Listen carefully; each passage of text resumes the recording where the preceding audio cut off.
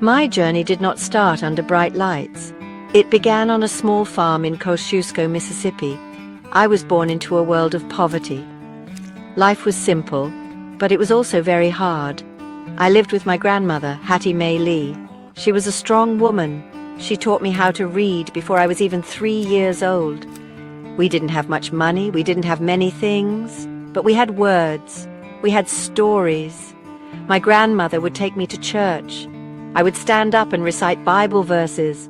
The congregation would call me the little speaker. That was the first time I felt the power of speaking to people. It was the first sign of the path I would one day walk. Growing up, I often felt alone. My world was small, but my dreams were big. I would talk to the animals on the farm. The cows and the chickens were my first audience. I would tell them stories. I would share my hopes with them. I found comfort in books. They were my escape. They showed me a world beyond the dusty roads of Mississippi. I learned that anything was possible. I saw that people could overcome great challenges. These stories gave me hope. They planted a seed inside me, a seed of belief that my life could be different. I held on to that belief with all my might. It was my secret treasure. My grandmother was very strict. She believed in hard work and discipline. She wanted the best for me, even if her ways were tough. She taught me to be strong. She taught me to stand up for myself.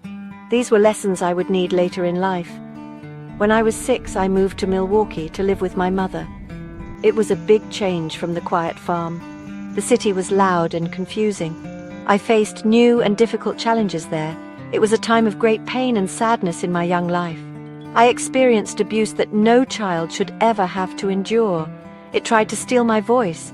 It tried to break my spirit, but even in the darkest moments, a light can shine. The pain I went through did not destroy me. It made me search for something more. It made me want to help others who were hurting. I learned that your wounds can become your wisdom. The things that happen to you do not have to define you. You can choose to rise above them. You can choose to heal. My early years were filled with hardship, but they also gave me strength. They gave me empathy. They prepared me for the journey ahead. They taught me that even when you start with nothing, you can build a life of purpose and meaning. After the difficult years in Milwaukee, I went to live with my father, Vernon Winfrey, in Nashville, Tennessee. This move changed everything for me. My father was a man of structure and discipline. He was a barber and a city councilman. He believed in education. He gave me rules and he gave me stability. He made me read a book every single week. Then I had to write a report on it. He pushed me to be my best self. He saw potential in me that I couldn't always see in myself. He gave me a safe place to heal and to grow. My father's love and guidance were a turning point. At East Nashville High School, I started to find my voice again. I joined the speech team and the drama club. I loved being on stage. I loved connecting with an audience. I discovered that I could make people listen. I could make them feel something. I won an oratory contest. The prize was a full scholarship to Tennessee State University. It felt like a dream come true. For the first time, I saw a clear path forward. Education was my ticket to a better life. My father's belief in me had paid off. I was on my way. I was no longer just the little girl from Mississippi. I was becoming someone new. My father always told me, "You can do better." He set high expectations. He wanted me to focus on my studies and my future. He didn't just give me a home, he gave me a foundation. He taught me the importance of responsibility and hard work. Every day, I had to learn 5 new vocabulary words. If I didn't know them, I didn't get to eat dinner. It might sound harsh, but it was his way of showing he cared. He was investing in my mind. He was preparing me for a world that he knew would be challenging. He was my rock during a very important time in my life. This period in Nashville was about more than just school. It was about rebuilding my spirit. It was about learning to trust again. My father and his wife, Zelma, gave me the love and support I desperately needed. They showed me what a stable family life looked like. They encouraged my dreams. They celebrated my successes. They helped me believe that I was worthy of good things. The darkness of my past began to fade. A new light was starting to shine through. I was learning that your circumstances do not determine your destiny. Your choices do. and I was choosing to move forward, one step at a time. My career in media began while I was still in college. It happened almost by accident. I was working part-time at a grocery store. I needed a job that paid more. A local radio station, WVOL, was hiring. They were looking for a part-time newsreader. I had no experience in radio, but I had my voice, and I had the confidence I had built on the speech team. I went to the audition. I read the copy they gave me. I remember feeling nervous but also excited. Something felt right. They hired me. I was just 17 years old, and I had my first job in broadcasting. Working at the radio station was an amazing experience. I was the youngest person there and the only woman doing the news. I learned so much every single day. I learned how to write news copy. I learned how to deliver it with authority. I learned how to think on my feet. It was my first taste of the media world, and I loved it. I felt like I had found my calling. I was connecting with people. I was sharing information. I was using my voice to tell stories. It was a small job, but it was a huge step for me. It was the beginning of everything. Then, another opportunity came along. A television station in Nashville, WTVF-TV, offered me a job. They wanted me to be a reporter and an anchor. I was only 19 years old. I was still a sophomore in college. My professors told me to finish my degree first. They said the job would wait. But my speech professor told me something different. He said, "This is what we've been training you for. You should take it." I listened to him. I took the job. It was a big risk, but sometimes you have to trust your gut. You have to seize the opportunities that come your way. Becoming the first African-American female news anchor in Nashville was a huge honor. It was also a great responsibility. I knew that people were watching me. I had to work twice as hard to prove myself. There were challenges. I made mistakes. I remember one time I got emotional while reporting a sad story. My boss told me that anchors are not supposed to cry.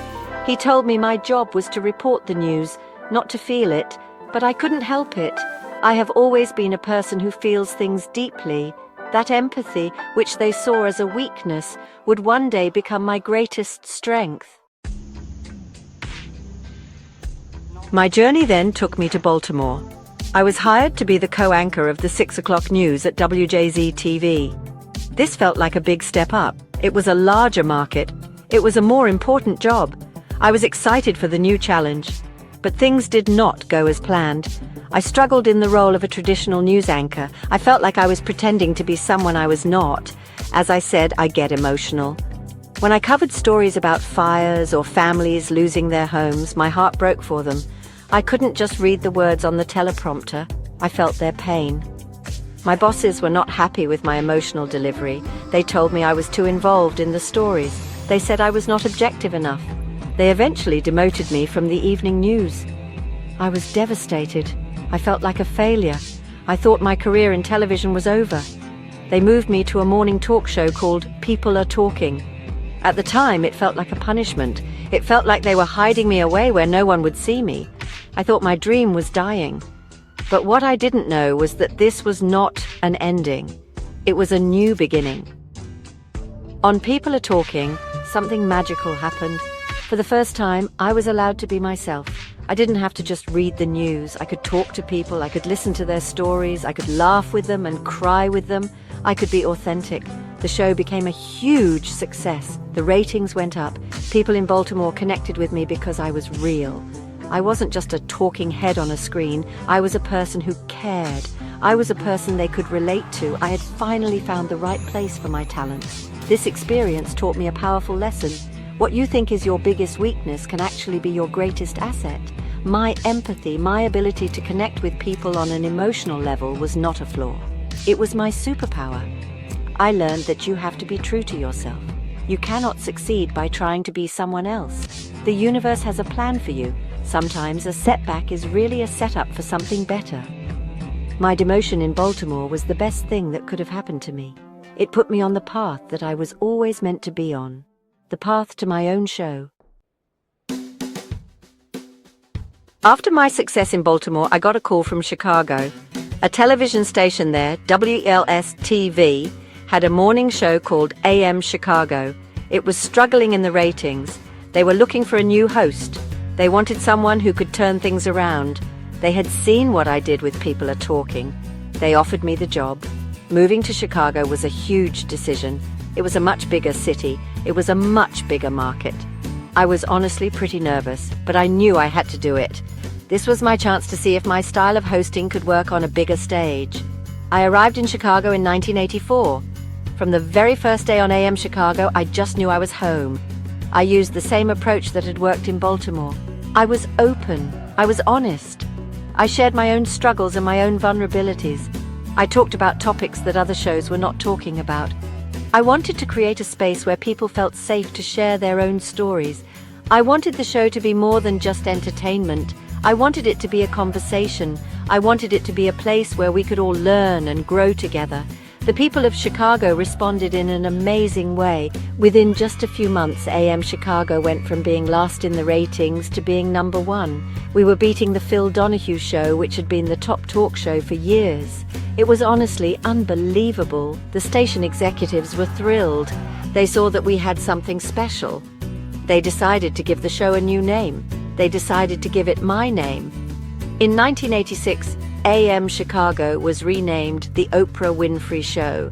It was also expanded to a full hour and syndicated nationally. This meant that people all across the country could now watch the show. This was the breakthrough moment. This was when everything changed. Going national was a dream I had barely dared to dream. I felt an incredible sense of gratitude and responsibility. I knew that I had a platform to reach millions of people. I wanted to use that platform for good. I wanted to use it to uplift, to enlighten, and to entertain. My goal was to make television that mattered. I wanted every show to be a lesson, a moment of inspiration, or a source of comfort. The Chicago breakthrough was not just about ratings. It was about finding my purpose on a grand scale. The Oprah Winfrey Show became more than just a television program. It became a cultural phenomenon. We tackled important issues. We talked about race, abuse, addiction, and spirituality. We gave a voice to people who were often not heard. We also celebrated joy and success. We had authors, celebrities, and everyday heroes on the show. My goal was always to connect with the audience on a human level. I wanted viewers to see themselves in our guests. I wanted them to feel less alone in their own lives. The show became a daily ritual for millions of people around the world. As the show grew, I realized I wanted more control. I didn't just want to be the host. I wanted to own the show. I wanted to make the decisions. I wanted to build something that would last. This was a bold move, especially for a woman, and even more so for an African-American woman in the 1980s. But I believed in myself. I believed in the power of the show, so I started my own production company. I called it Harpo Productions. Harpo is Oprah spelled backwards. It was a way of saying that the company was a reflection of me and my values. Owning my own show was a game changer. It gave me creative freedom. It also gave me financial independence. I was no longer just an employee. I was a business owner. I was an entrepreneur. We made decisions based on what we thought was right for our audience, not just what would make the most money. We focused on quality and integrity. We created a positive work environment where people felt valued. Building Harpo was one of the proudest achievements of my life. It showed me that you can combine passion with business. You can be successful while staying true to your principles. The success of the show and Harpo Productions allowed me to expand into other areas. We started a book club. It was called Oprah's Book Club. My goal was to get the whole country reading again, and it worked. The books I chose became instant bestsellers. We launched a magazine, the Oprah Magazine. It was designed to help women live their best lives. We produced movies and television specials. We were building a media empire. It all grew from that one little talk show in Chicago. It grew from the belief that you can use media to make a positive impact on the world. Creating Harpo Studios was about more than just business. It was about creating a home for my vision. In 1990, we purchased a large studio complex on the west side of Chicago. It was a huge 88,000 square foot facility. We renovated it from top to bottom. We turned it into a state-of-the-art production center, This was where the Oprah Winfrey Show would be filmed for the next 2 decades. Having our own studio gave us complete control over our production. It was a symbol of our independence. It was a physical manifestation of the dream I had been building for years. The studio was a special place. It was filled with energy and creativity. Hundreds of dedicated people worked there every day. We were a family. We all shared the same mission to produce television that would make a difference. I wanted Harpo Studios to be a place where people felt inspired to do their best work. We treated everyone with respect, from the producers to the security guards. We believed that a positive environment creates a positive product. The love and care we put into our work behind the scenes could be felt by the audience watching at home. Inside Harpo, we created some of the most memorable moments in television history. We had the famous car giveaway, where everyone in the audience got a new car. We had Tom Cruise jumping on the couch. We had powerful interviews with world leaders like Nelson Mandela. We launched the careers of Dr. Phil, Dr. Oz, and Rachel Ray. The studio was a hub of activity and excitement, but it was also a place of deep, meaningful conversations. It was a classroom for the world. We learned about ourselves and each other within those walls. It was my university. Closing Harpo Studios in Chicago in 2015 was one of the hardest things I've ever had to do. It was the end of an era. We had been there for 25 years, but I knew it was time for a new chapter. The media landscape was changing. I was starting my own television network, own the Oprah Winfrey Network. I had to move forward, but the legacy of Harpo Studios lives on. It lives on in the thousands of shows we produced. It lives on in the hearts of the millions of people we touched. It proved that you can build a successful business based on purpose and passion. From the very beginning, I knew that my success was not just for me. It was a gift that I was meant to share. As soon as I started making money, I started giving it away. I believe that to whom much is given, much is required. Philanthropy is not just about writing a check. It is about investing in people. It is about giving others the same kind of opportunities that I was given. It is about using your resources to create positive change in the world. This has always been a core part of who I am. My work and my giving are connected. One of my proudest achievements is the Oprah Winfrey Leadership Academy for Girls in South Africa. I opened the school in 2007. I wanted to give girls from disadvantaged backgrounds a world-class education. I wanted to give them a chance to become future leaders. I was involved in every detail of the school, from the design of the buildings to the curriculum. These girls are like my daughters. I visit them often. I watch them grow and succeed. Seeing them go off to college and change the world is the greatest return on any investment I have ever made. My philanthropic efforts go beyond the school. Through my foundations, the Oprah Winfrey Charitable Foundation and Oprah's Angel Network, we have supported thousands of projects around the world. We have built schools, provided scholarships, and helped communities recover from natural disasters. The Angel Network was special because it encouraged viewers to get involved. We showed them that everyone can be a philanthropist. You don't have to be a billionaire to make a difference. You can give your time, your talent, or whatever you can afford. Every act of kindness matters. Giving back is the ultimate expression of gratitude. I am so thankful for the life I have been able to live. I am thankful for every person who helped me along the way. The best way I can say thank you is by helping others. My wealth is not a measure of my success. The real measure is how I use it to lift others up.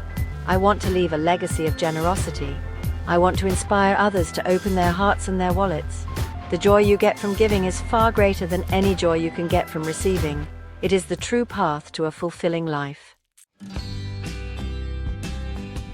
When I look back on my journey, from that little farm in Mississippi to where I am today, it feels like a miracle.